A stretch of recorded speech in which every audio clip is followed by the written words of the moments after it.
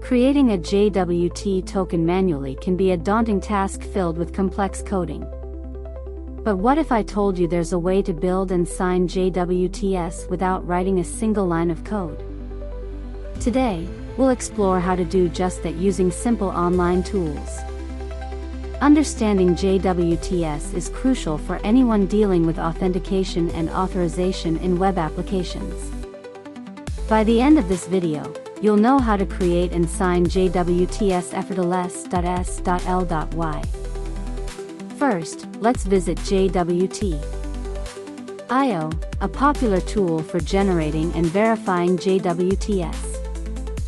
On this site, you can easily create a new token by filling out the header and payload sections.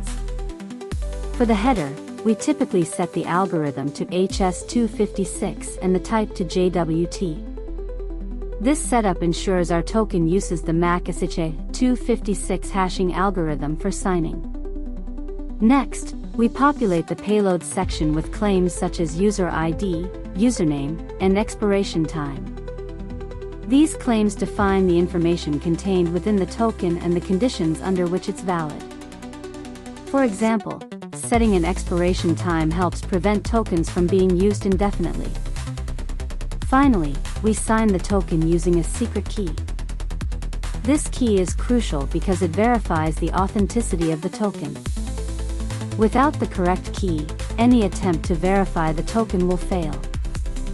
Once signed, JWT.io generates the complete JWT string, ready for use in your applications.